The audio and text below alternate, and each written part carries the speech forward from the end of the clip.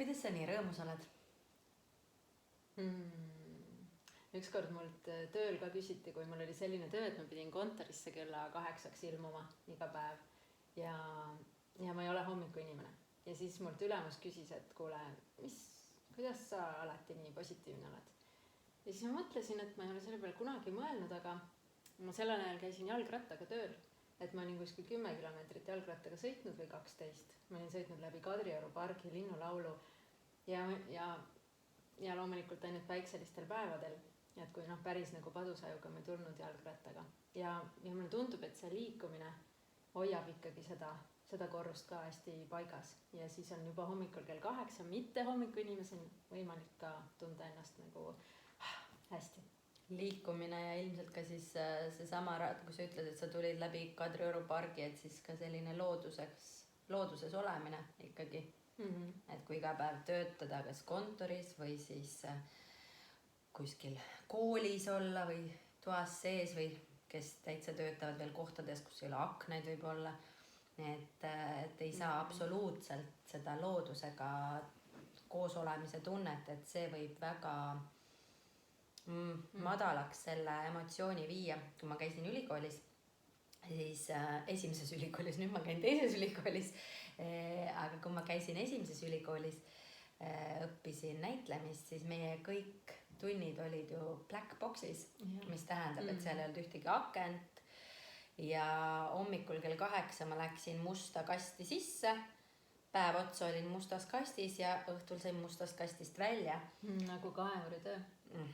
Ja lõpuks mul tekkisid kurvameelsushood ja depressioon ja see kestis päris kaua, kuni siis ma avastasin jooga, siis joogaga ma hakkasin just nimelt seda liikumist uuesti tegema ja läbi selle siis enda seest ka leidma seda vajadust looduses käia ja loodusega uuesti ühendus leida, mis aitas saada need tujud tagasi kontrolli alla.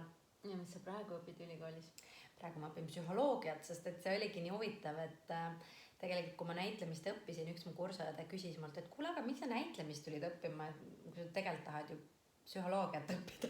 Nii et siis 10 aastat hiljem ma läksingi psühholoogiat õppima ja nüüd õpin seda, et mind hästi huvitab see, mismoodi me saame ise enda käitumisega siis oma tujusid ja emotsioone muuta negatiivsest positiivseks. Ja ma isegi lapsele ka hakkasin ütlema, et kui kuskilt ta oli ka noppinud mingi väljendi nagu halb ilm või midagi, et siis ma proovisin aidata tal näha, et mis selles halvas nagu ka ilusat on või et nagu need hallid toonid, erinevad hallid toonid võivad ka ilusad olla ja see päiksetõus on hoopis teistsugune läbi selle halli udu ja kui sa paned soojad õiged riided, siis tegelikult ei ole ka nagu sellega midagi nii pahasti. Mõned inimesed lihtsalt on selle valgusele rohkem tundlikud ja kui sa oled tundlik, siis nii nagu mõni peab kehakaaluga nagu tegelema, mõni peab unega hästi niimoodi tegelema, et hästi fookust hoida, et see on mulle oluline ja iga päev meenutama endale, et siis mõni peab lihtsalt meeleoluga tegelema, on ju. Ja. Nagu full time selles mõttes nagu mäletama kogu aeg, et ei lase endal kukkuda kuskile ja ei võta nagu ebatervislikke abivahendeid, on ju. Ja õnneks hea uudis ongi see, et on olemas vahendid. Keegi ütles just, et sa räägid, siis see tundub nii lihtne, ma ütlesin, et või see tundub nii raske. Ja siis ma ütlesin, et see lihtne ei ole, aga see on võimalik. Et see on see hästi, hästi tore osa. Ja me mõlemad, ma kujutan ette, mediteerime, on ju, näiteks. Et see ka alguses võttis natuke rohkem aega, et saada mingisse sellisesse nagu õndsuse seisundisse, et nagu ongi mõnus istuda ainult iseendaga ja oma hingamisega ja siis lihtsalt nagu iseenesest lähevad nagu suunurgad ülespoole, mitte et sa midagi pead tegema. Kusjuures aju jaoks pole vahet, kas sa nagu ise teed ja siis ta mäletab, et aga kui sul tavaliselt on suunurgad ülespoole, siis on sul ju tavaliselt mingi hea tuju ja hea meeleolu. Et kui ise nagu sunnid nagu suunurgad ülespoole, siis ka on nagu ajul parem. Ja ma ei räägi ka muidugi sellest, et kui sul ongi päriselt olnud mingi trauma, on ju, et siis sa ei pea nagu sundima. Aga kui sul on lihtsalt selline, et natuke hämara ilmaga on nagu meeleolu selline nagu rusutum või selline, et siis sellega saab midagi teha. Kui on nagu päriselt trauma, siis peab. kellegagi rääkima. kes on psühholoogiat õppinud. aga ei, ka siis Merit, siis on olemas väga konkreetsed asjad, mida on võimalik teha. Konkreetsed harjutused, konkreetsed tegevused, elustiilis teatud väikesed muutused ja töövahendid. Ikkagi töövahendid, mida me saame kasutada selleks, et see muutus tuua. Ja need on siis mis sarjast?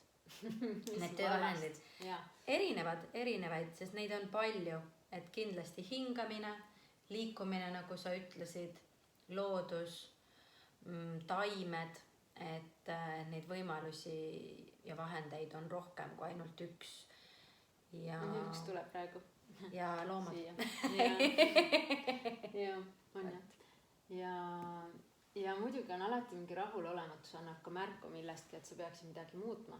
Et kas ongi vaja aus olla enda suhtes ja vaadata otsa sellele ebamugavale kohale ka, et nagu see osa oma elust ongi vaja muuta. Ja see on ka okei, sest me muudame kogu aeg Marilini ka oma elu, on ju. Aga no see on juba pikem jutt.